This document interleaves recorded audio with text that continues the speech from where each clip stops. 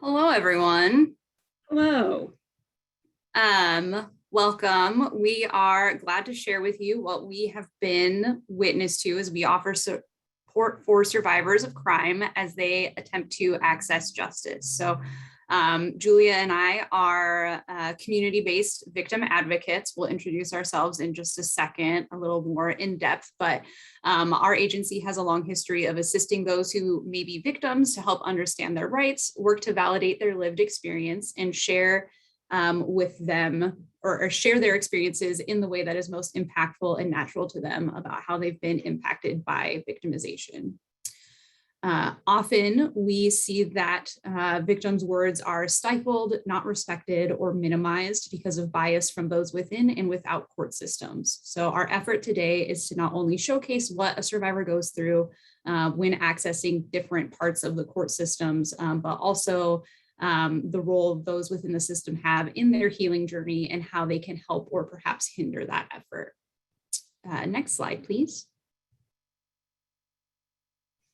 So like I mentioned, my name is Kristina Poffenroth. My pronouns are she, her, and hers. And I've been a victim advocate at Lutheran Community Services Northwest in Spokane since 2016. And in the last year and a half or so, I've been in the position of campus advocacy specialist. So I assist college survivors of sexual assault and other crimes as they navigate both the civil and criminal justice systems, as well as on-campus proceedings like Title IX proceedings or student conduct proceedings. And hello, my name is Julia Sheafor. I am also a victims advocate at Lutheran Community Services in Spokane. I have been an advocate for about a year. I started as a volunteer here. And I do a lot of different things. I work a lot with our Child Advocacy Center. I support victims and survivors through the legal system, as well as I respond to crisis response calls from local hospitals. Thanks for having us. Next slide, please. Oh, and Kristina, I think, is going to introduce our coworker as well. Would you like to do that, or would you like me to? No, that's okay. I can do it. Also, we have credited our coworker Blaine Huizinga, who helped us put this together. He's a program supervisor on our team, but he was not available to join us for the presentation today. So just wanted to give some credit where credit is due for his help. Thank you. Before we start, also, we invite you all to participate as much as possible.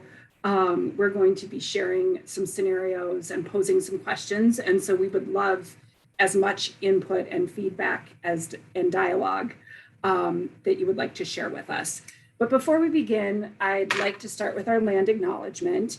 And before I do that, I want to recognize that in our slide, we use the word tribe. And this morning in the opening remarks, we learned from Gabriel that this language is forced upon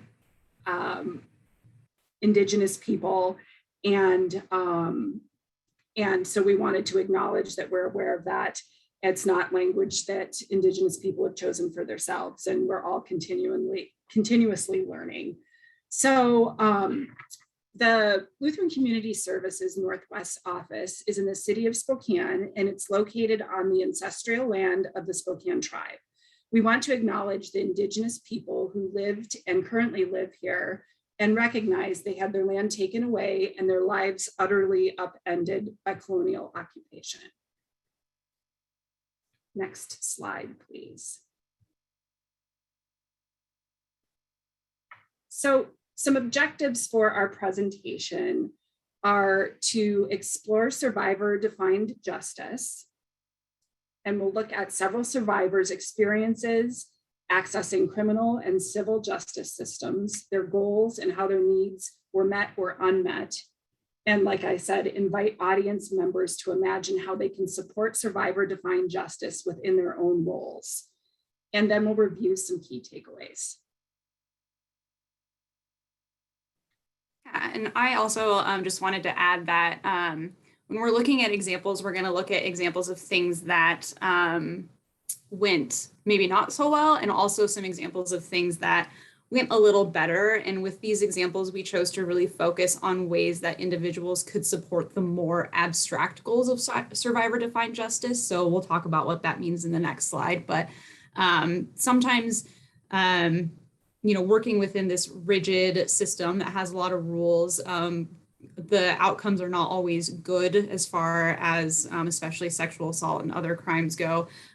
So these might not be good outcomes in a traditional sense, but they're scenarios where a survivor was still treated with respect and dignity.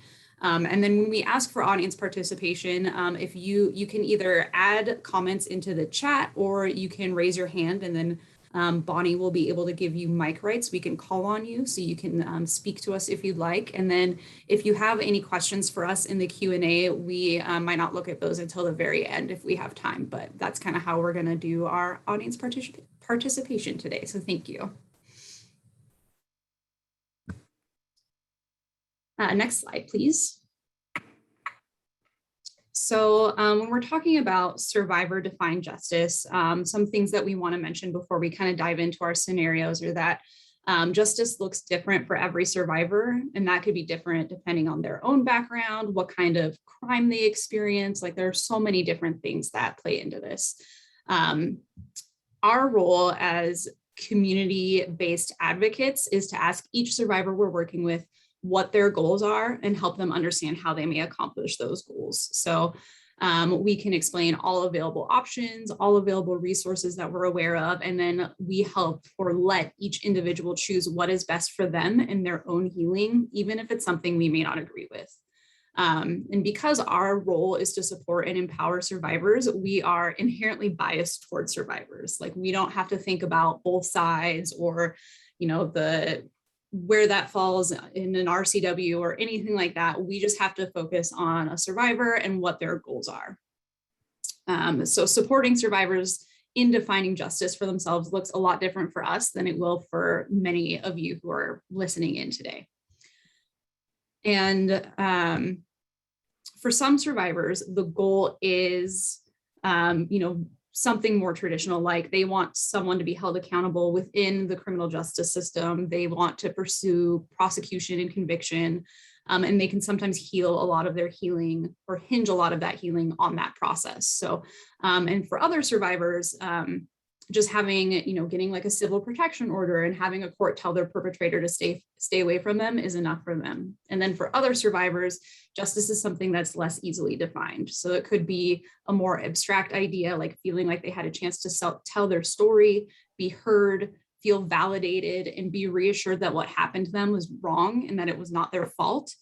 Or maybe sometimes it's really just wanting someone to stand up and take accountability for their actions and apologize for the harm they've caused. We don't talk a lot about restorative justice in this presentation. It is another example of a way that a survivor could define justice or access justice, but it's one we're not going to explore as closely, mostly because we don't really have any restorative justice systems in Spokane that we as advocates have participated in. So it's just not within our realm of experience, although it is something that I'm personally excited about. So next slide, please. Oh, actually, I'm so sorry. I totally forgot. I just glossed over a question. Can you go back to that slide? We did have a question. So if you would like to answer in the chat or raise your hand, our question is, how can you, in your role, whatever that may be, support a survivor's goals for reaching justice, and what might that look like for you?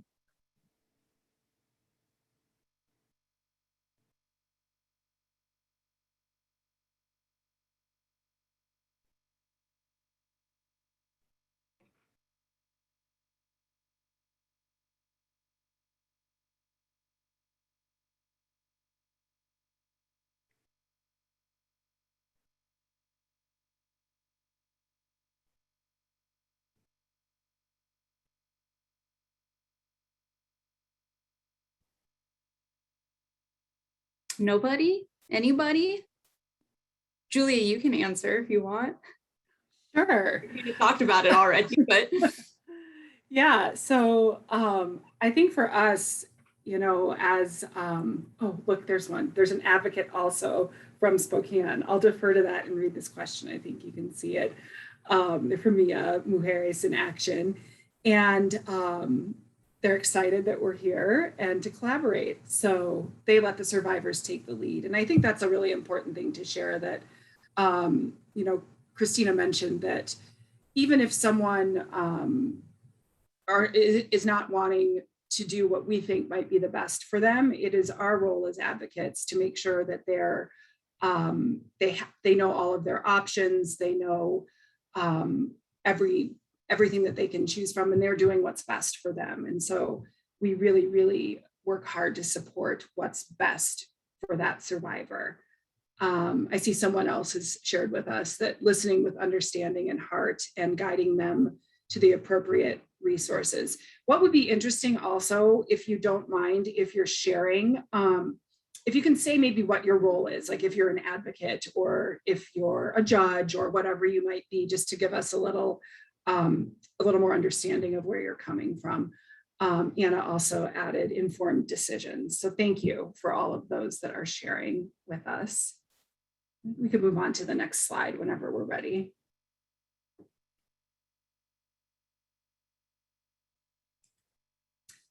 So I'm going to share our first scenario.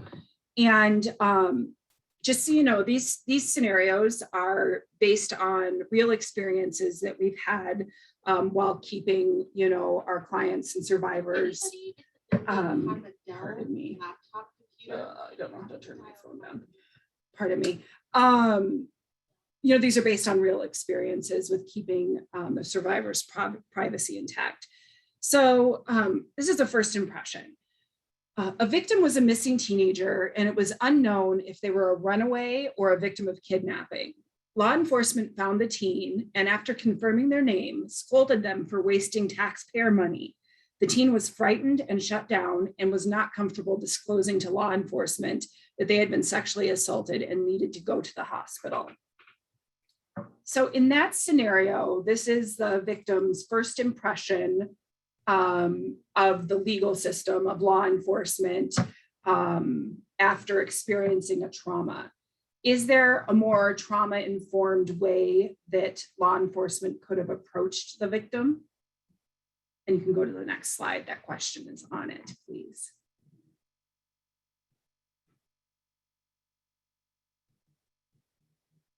And feel free to raise your hand if it's easier to talk versus type.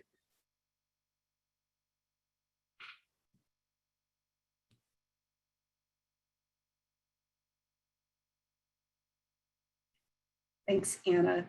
Yes, of course, validate and normalize.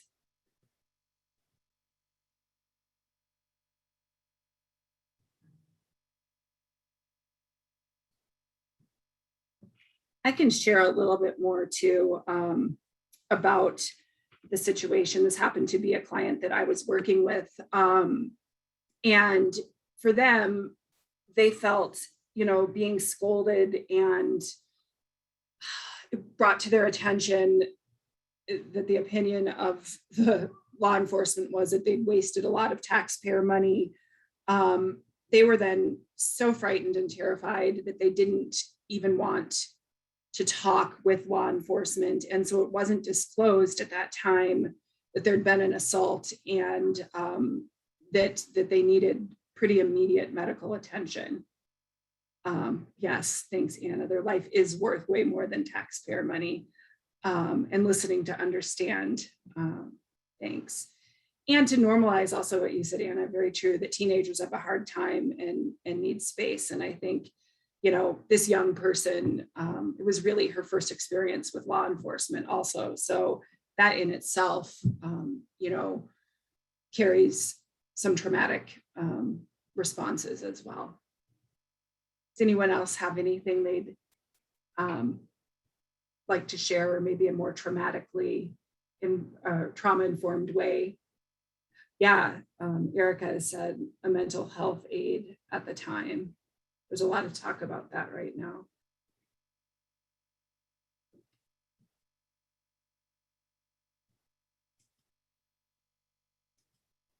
Okay, if there are no other comments, we can move on to the next slide, please.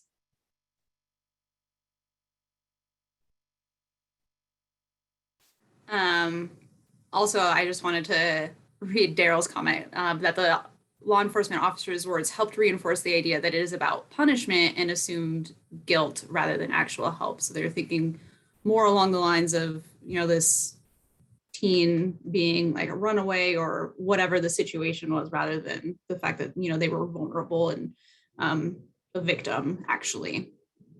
So the good news is that while we have a lot of experiences of things going poorly like that, we also have wonderful experiences with law enforcement meeting with survivors as well. So just to kind of highlight the just vast differences between what those look like. This is just a brief story about a detective that met with a survivor of sexual assault and an advocate for a detective interview. The detective spent the first part of the interview building rapport with the survivor, asking questions about their life and making them feel more comfortable in an inherently uncomfortable situation. He was calm and his demeanor was helpful in engaging the survivor to open up. So the survivor was able to communicate everything they could remember about the assault and able to communicate that they were interested in seeing their alleged perpetrator held accountable, so that they wanted to, follow through with an investigation, were willing to participate in a trial if it came to that. And at the end, the detective acknowledged how difficult these cases can be. And while he didn't make any promises about outcomes, he did promise that survivor that he would investigate the case to the best of his abilities and follow it to its natural outcome. And the survivor was able to walk away from that interaction feeling like their story and their needs had been addressed. And this was a situation where I think it ultimately did lead to a conviction. So a lot of sexual assault cases don't, as we know, but I think even if it hadn't, like at the very least, the survivor could walk away from a law enforcement interaction feeling like at least this one person heard me. This detective heard me. They paid attention to my story, and he did the best he could, because that's what he promised he would do. And he was very communicative through the whole process. So he gave updates, and like the survivor was not left in the dark with regards to what was going on with the criminal case at any point. So yeah, that's an example of how it could go better. So, and that does happen in Spokane and I'm sure other places as well. So we just wanted to highlight that we are seeing, both sides of this kind of spectrum.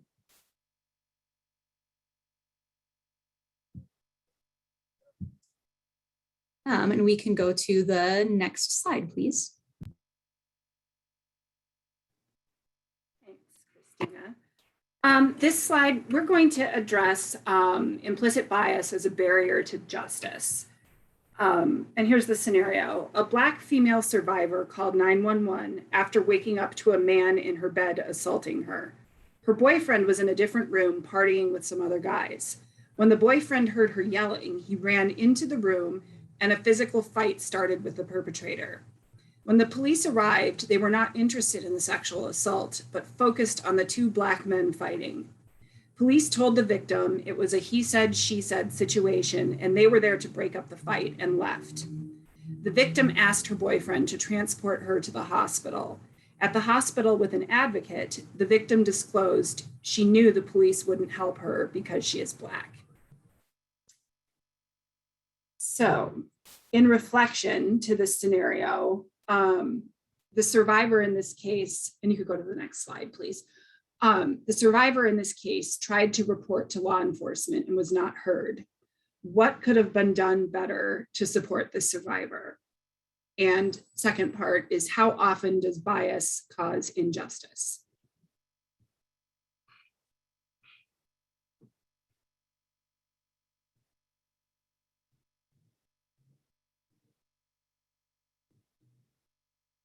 And maybe even an additional question, do you see this? I mean, this is our experience in Spokane, but what about in other areas in your communities? Do you see things like this happening?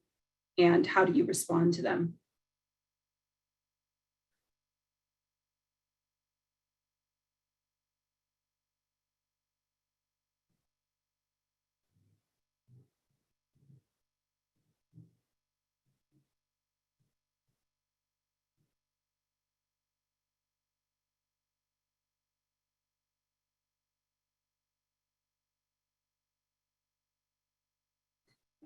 Thanks, Anna. Listening skills for the officers, implicit bias more often than we would like. You know, that happens a lot in Spokane. I would venture to say it probably happens other places too.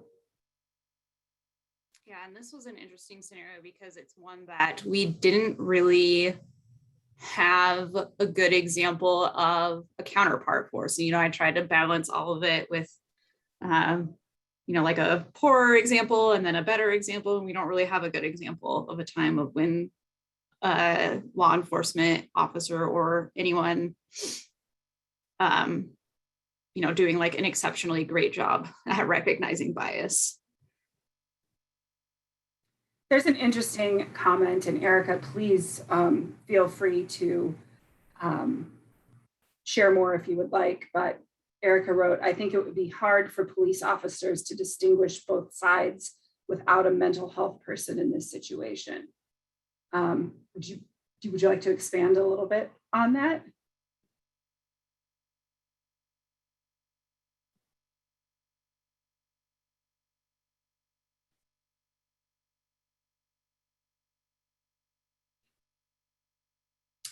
I'll add another tidbit to this scenario. The gentleman that was one of the people that were fighting was shared with me as well at the hospital that as a Black man, it's not his natural instinct to call the police. And he was really trying to express that he wouldn't have called the police if it wasn't, a very scary situation for his girlfriend, and that there had been a crime, and his fear of sort of what happened, the fight was addressed, not the real reason that they called. He really wanted to let me know that he would have never called the police if he didn't really need help, just out of fear of himself getting in trouble. Thanks, Erica, for some writing some more. Oh, we're unable to see if participants are raising hands. Thanks. So Erica shared, well, I have several police officers and deputies in my family, and I've heard both sides of the situations. And I think the escalation of the fighting overtook the situation, and it would take someone with more training to help the victim. And then Amy shared, I feel that she had to overcome both gender and racial bias in that case when it came to law enforcement believing her. It's really saddening.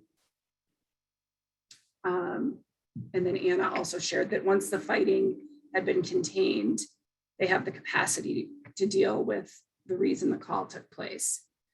So do you think law enforcement should have transported or called an ambulance to transport this victim? Or do you think that it's okay that, oh, we broke up the fight with these two Black guys and now our job is done here?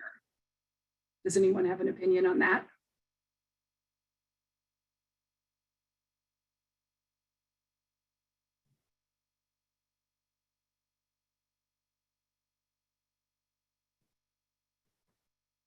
Yes, thank you. Please raise your hand if you'd like to respond verbally. It's a little bit better to have a conversation.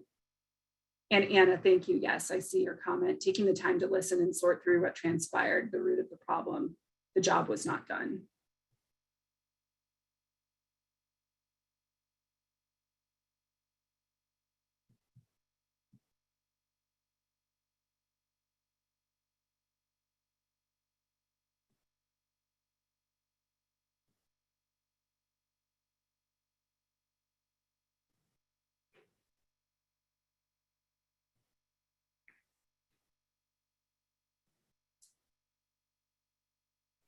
Okay, I don't see any raised hands. So we can move on to the next slide, please. And this is a completely different situation. This is a scenario. Oh, you know what? Let me just pause because Erica did chime in again, and I want to make sure there might be a little bit of a lag. I think most definitely they should have called, but oftentimes things may not be communicated enough for them to understand or de-escalate.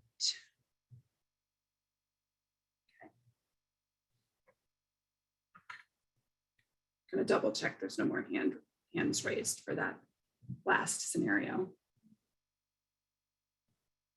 Thanks to those of you that contributed. I'll move on now to the civil protection order.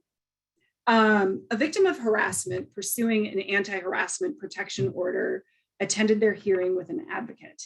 During the hearing, the judge expressed distaste for litigating anti-harassment protection orders between neighbors and told the victim that it was time to be an adult and denied the petitioner the protection order. This all occurred in spite of the fact that the respondent had previously been charged with felony harassment and had an established pattern of misconduct. So this is a little bit different scenario, different type of survivor. So in reflection, this victim's justice-related goal was protection and validation from the courts. What are ways this victim could have been supported better by the system, even if the evidence did not support the order being granted? And again, we invite conversation. And we can go to the next slide too. Thank you, yes. Thank you. So I'll read that again. The victim's justice-related goal was protection and validation from the courts. What are ways this victim could have been supported better by the system, even if the evidence did not support the order being granted? So we have a comment. For sure, the judge needs training in how to talk to pro se survivors. Listening to the victim, allowing their voice goes a long way.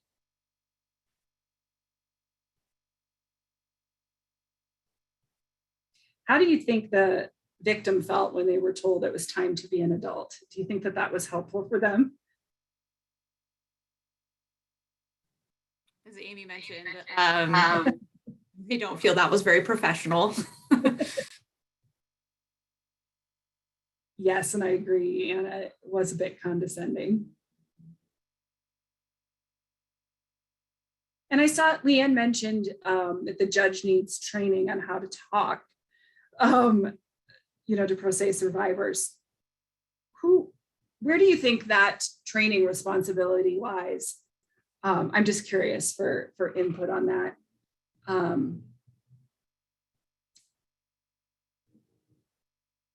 Is it maybe something that a judge should be, oh, good one, the bar.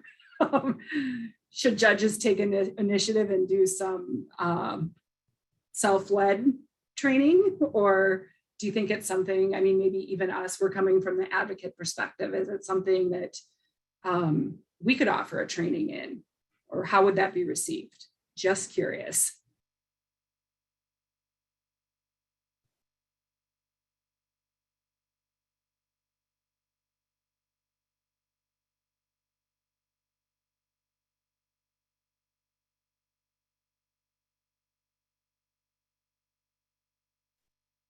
Amazing.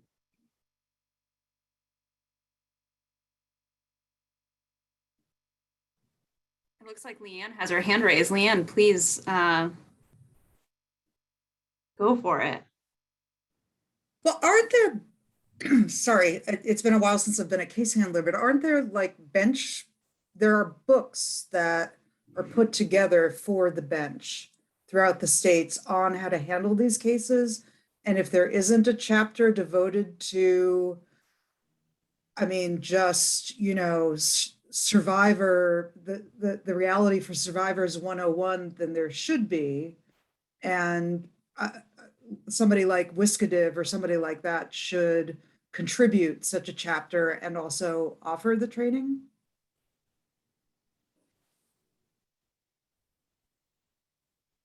Yeah, since we are not attorneys, I have no idea. I mean, obviously I'm not a judge. I wish I were sometimes, but I have no idea if that's a thing. But if it is, we are Whiskadiv members, so we could help. We would love to help. Thank you, Leanne. I'm curious if there's anyone that has had, formal legal training. Is there, is there a piece of that in, law school or anything like that, sort of on, trauma-informed responses or communicating with people in trauma? And Daryl says no. And not enough. Yeah, maybe in clinical programs, but it would depend on the law school. I went to law school in Texas, if that helps. Thank you. I think that though, sometimes there are these sort of, I'll call them soft skills that are often overlooked in many different professions that, deal with people, and it's definitely an area for improved training, I think.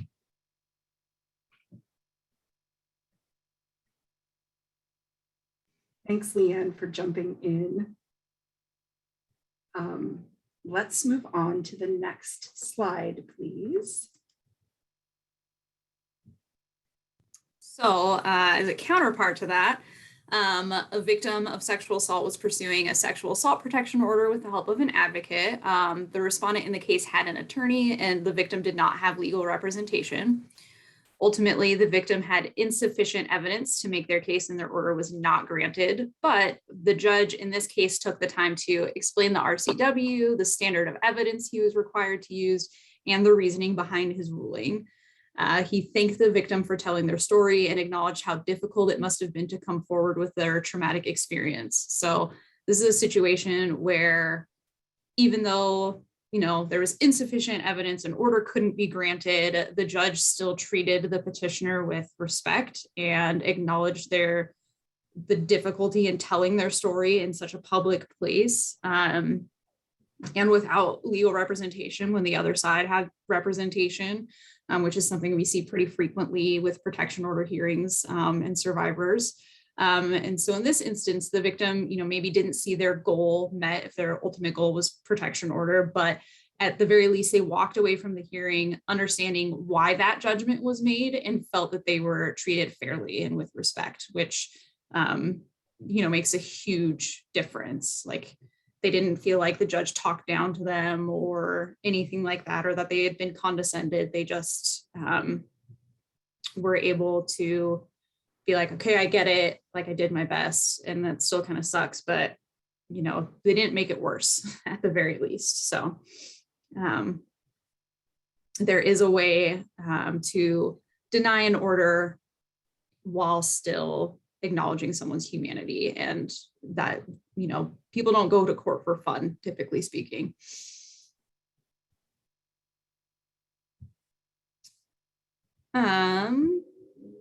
Next slide, please. So this is another different scenario. So we had kind of worked through, we kind of just wanted to hit different points within the system. So law enforcement interactions, civil court, criminal court. So this is a story about a parent that was working with an advocate because they were a secondary victim in a felony case. So their child was the primary victim, but it was an adult child. So they were not able to speak for themselves due to the crime. So that's why the parent was so involved. And they reached out for advocacy services because they did not speak English and they didn't understand what was happening in the criminal case. So at the time that the advocate was contacted, an interpreter would be provided for some meetings with the victim witness and the prosecutor, but not for some of the smaller motion hearings that preceded the criminal trial. The parent, caring about what happened, wanted to be at every single hearing, even if their presence wasn't required.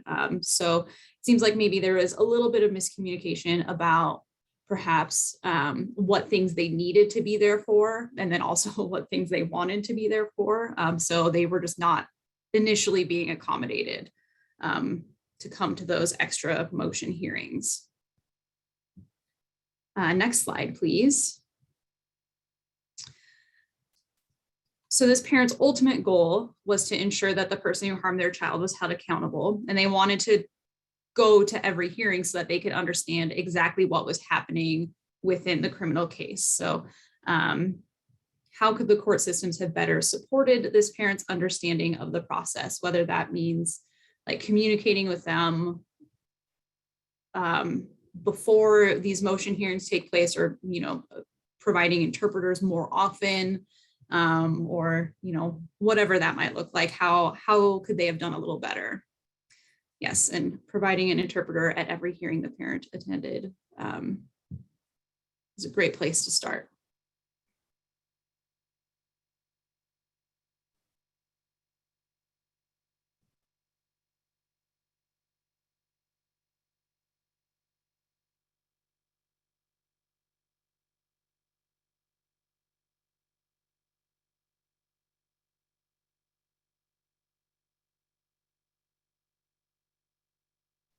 I will say this is also something we see in,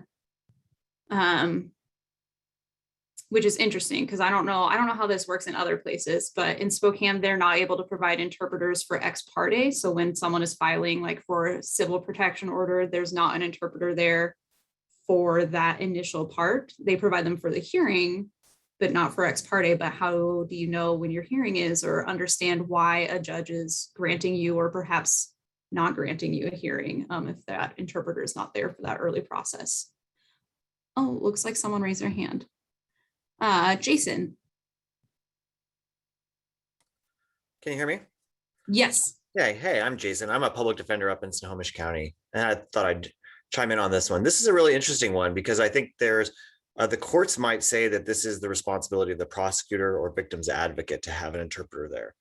And it's probably largely because there's a separation of what the prosecutors do and the judges do. And so if this victim, family member victim, could be a witness in the case and could be somebody who the prosecution is providing services for in the form of a victim advocate or something like that. So in that regard, the court can't provide something to somebody who is a witness without, it may seem like it's favoring one side or another. So, but the prosecutors certainly could. I mean, I have had witnesses who are family members of my clients, defendants, who have liked to have attended and who don't speak English. And in those contexts, it's on me as the public defender to bring an interpreter into that courtroom. You know, certainly I think the courts can do a better job of coordinating that. They do coordinate a lot of that through the courts, which is why this comes up a lot in the context of the courts. They do that for defendants and witnesses. But in the context of this person, it may be something that would be held, you know, be captured in the context of a prosecutor's office or a victim's advocate's office that works with the prosecutor. Thank you. Thanks for this presentation too. Yeah, thank you, Jason. I appreciate that separation too, because this is, I mean, it does definitely vary. And for, you know, for us as victim advocates, we're community-based advocates, so we're sort of outside the system. But we do have advocates within our prosecutor's office as well, who are wonderful, and we work with them often. And ultimately, the resolution is that they did end up having an interpreter provided for all further hearings without any like community-based advocate intervention. It was just some miscommunications up front that made it difficult. And then Joseph mentioned, I think it's also important for the court and court staff to focus on using plain language. That is a huge deal. We have a program within our program, I guess is a good way to say it, that works specifically with elders and vulnerable adults. So a lot of that is helping with vulnerable adult protection orders and, you know, helping people who have intellectual disabilities kind of work through this paperwork. So using plain language just within our own processes has made a big difference. And then just trying to help interpret the very complicated court forms into something that's a little bit easier to understand is a big part of what we do as advocates. Because there are a lot of things that I don't understand as an advocate, because I'm not, you know, I don't have a law degree or anything like that. So if I don't understand it, and I've been doing this for 5 years, then just an average civilian who does not interact with the court system very often, except in cases of emergency, I can't imagine how difficult that might be. So thank you.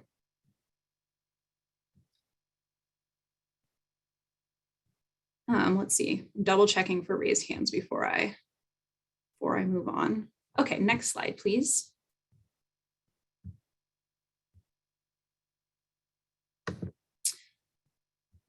So an improvement on this is just a slightly different situation. And like I said, for the last situation, they did end up providing an interpreter, and everyone was brought in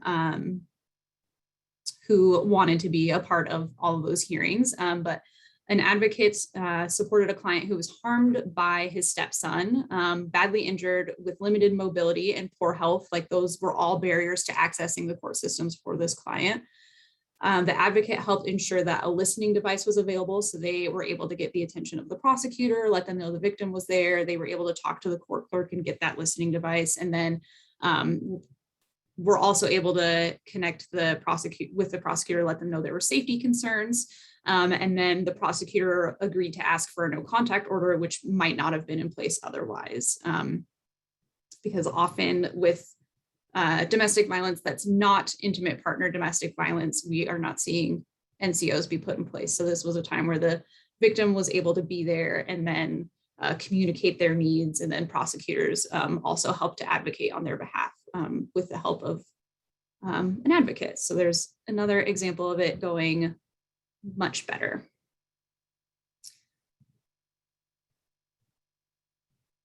Does anyone have any other comments before we move on?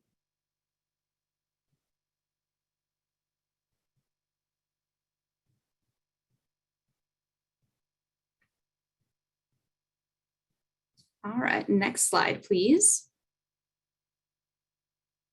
So we wanted to think outside the box a little bit. So we had kind of talked a lot about scenarios that were kind of within the system, but what are things that we can do within our roles, but outside of the traditional systems to support survivor-defined justice? So I think one good example is advocating for more opportunities for restorative justice. I think we see a lot in Spokane right now. I think most of the restorative justice is within like the juvenile court systems or within the school systems.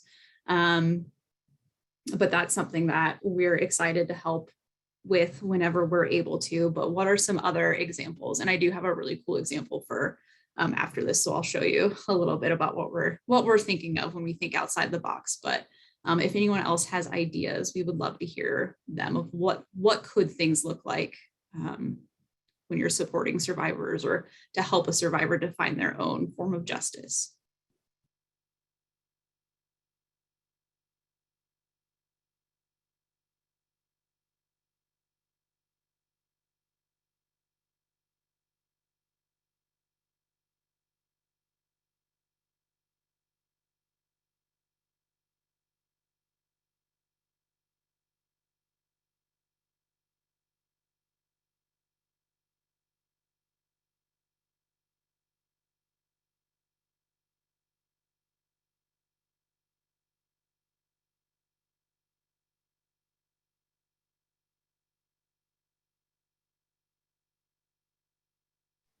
Yeah, so we could ask the survivor what they think would be justice. Excellent.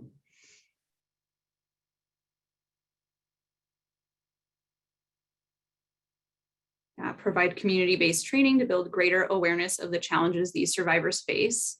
Absolutely.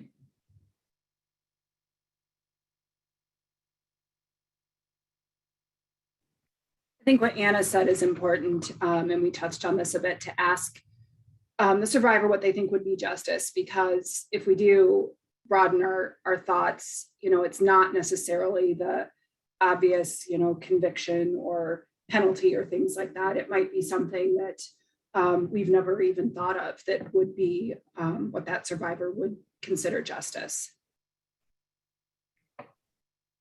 Yeah, and I love this comment from Lori, is that one thing is that if you're present when a survivor is conveying important details and the person they are speaking to does not pick it up, then you can prompt them in a natural way about that important detail. I think that's really interesting, because I think a lot of times the things that matter most to a survivor are not always the things that we would think would be the thing that matters the most. So they might be fixate on a certain detail or something like that, as someone who hasn't been through what they've been through, we just kind of brush off or or something like that. So we could really help them communicate like, hey, it seems like the survivor keeps coming back to this, like maybe this is something that we should address, things like that. Thank you, Lori.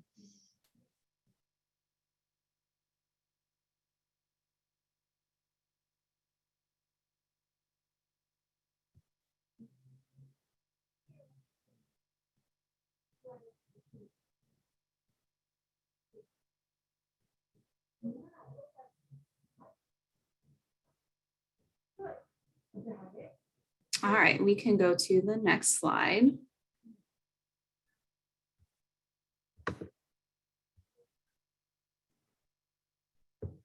So this is a story where two advocates were working with a victim and a parent whose case would likely not be prosecuted. So the victim's case was not going to be going through any formal systems.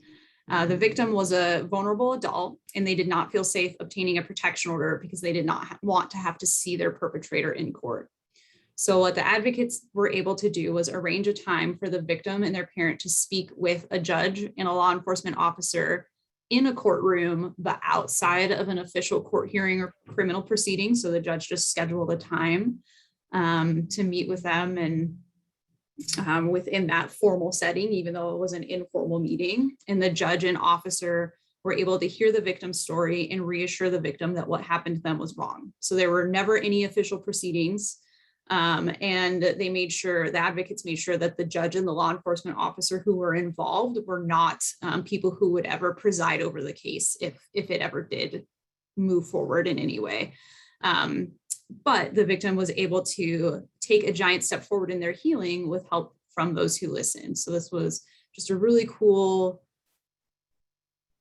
situation that wouldn't necessarily work for everyone, but within this small group of people, like this was the thing that made a difference for that victim. They had a chance to tell their story to, a judge and an officer, because those are big symbols, and be told by a judge and by an officer that what happened to them was wrong and that it wasn't their fault. And then that was just, just a huge step for that person. So these are ways where, for this survivor, justice meant being heard and being acknowledged, and not having this just be something that, because it wasn't prosecuted, was ignored.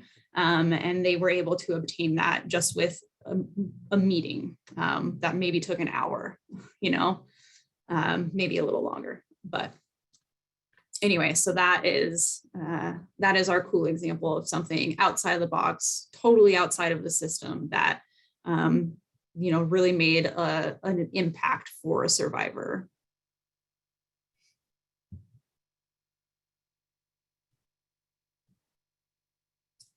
Does anyone have any other things?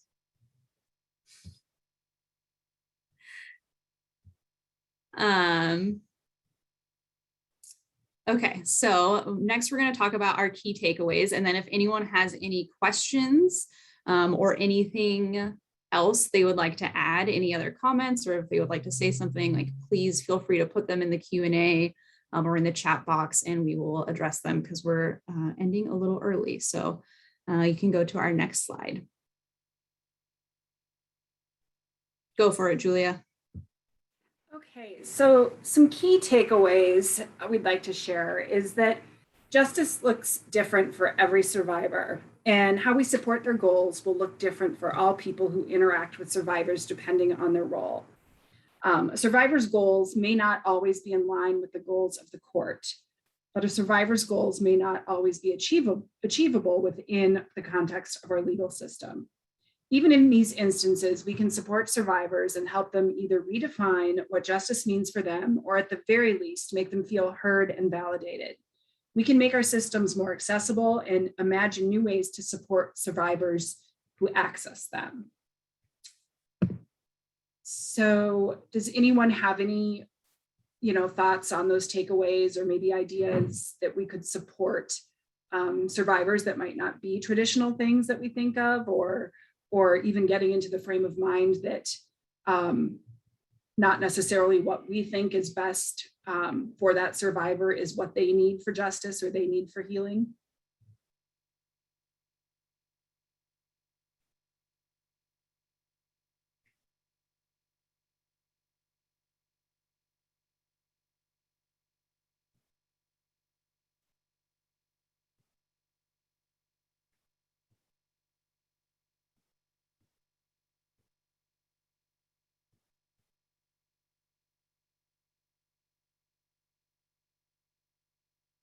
I have another question. Does anyone maybe have an example of something that they've done or seen that has been sort of non-traditional or outside of the box of what we typically think of justice looking like? Has anyone experienced anything like that? And it's okay to brag if you've been the one that's done it.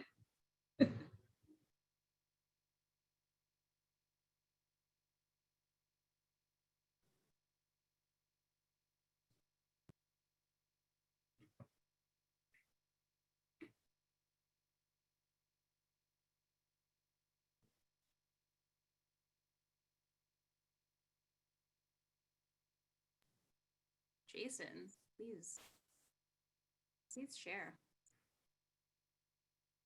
Can you all hear me? Great, thanks. Yeah, I'll just give you a good story about a victim who was really brave in a courtroom today, or one day, not today, a long time ago, in a case of mine. And I think it really highlights a lot of what you're talking about today about the need for some changes. And this was a case where my client was charged with essentially statutory rape for having consensual sex with a girl who was underage, but who had been a family friend. They had had a real relationship, and it was certainly not legal, and it certainly was harmful for the victim. But she was in a very unique role because their families were very intertwined. She definitely cared about my client and his family. And so when it came to court, the prosecutor was willing to make a certain deal, but not the kind of deal that would involve treatment or therapy or counseling or anything of that sort for my client. It involved incarceration. And at the hearing, the victim spoke up and asked for something separate from that, and something that really meant healing for her and for her family and for, her perpetrator's family and for him, quite frankly. And it really brought me and a lot of people, I think, to tears in the moment. But it really, I think, highlighted that victim's voice throughout the process must not have been heard, by me, by the judge, up into that. Well, by the judge, he eventually did hear her, quite frankly, to give him credit, but by the prosecutors or the victim's advocates. And, the judge went against what the prosecutor was recommending and did what the victim asked. And that's not always right, I understand, and not always appropriate either. But this was a case, I think, where the victim's interests and the interests of law enforcement and the interests of the prosecution were sort of not combined. And that victim might have been really better served by some sort of outside advocate. I don't know what that would look like, but like guardian ad litem advocates, if it's legal, or whatever kind of thing might be appropriate to provide some separation so that victim's voice is heard throughout the process. So we don't get to the very end of the process before someone finally listens to that person.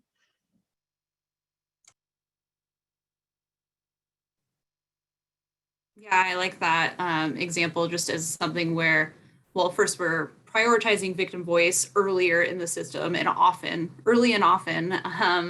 And also just that, just like it says on the slide, like a survivor's goals might not always be in line with, the people working within the system. I used the word the court, but just, and that's something that we see in a lot of different situations. Sometimes in situations like that, I think it's something we see often in non-intimate partner domestic violence as well, where, an adult child is abusing like a parent.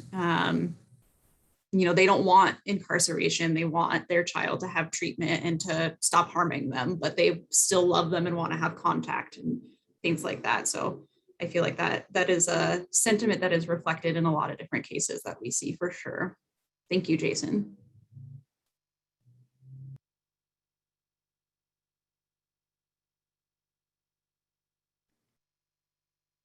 We can go to our next slide. Yes, thank you, Jason. Also, that was a great contribution.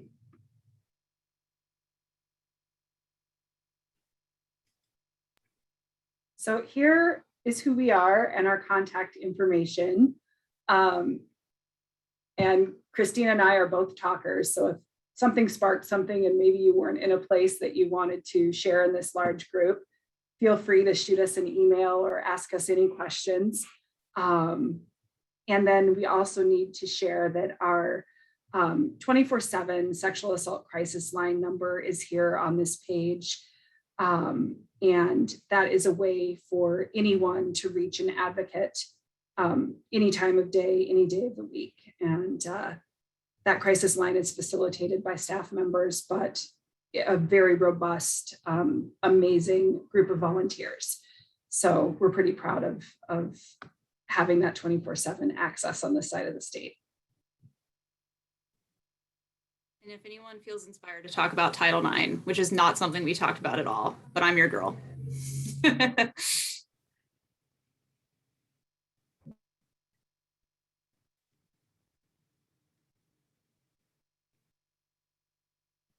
And yeah, that's really all that we had.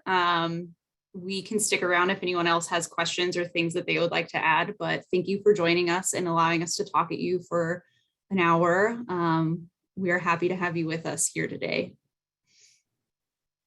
Yes, what KP said. Thank you very much. And thanks for allowing us to share with you.